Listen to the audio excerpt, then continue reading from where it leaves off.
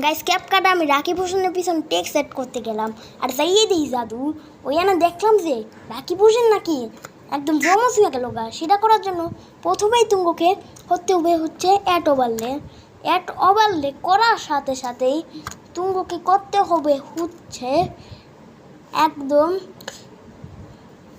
এখান থেকে এখানে রিমুভ বিজি নামের অপশনে ক্লিক মেরে অটো রিমুভালে একটি ক্লিক মেরে তুঙ্গ ওই রিমুভটি করে নিতে হবে।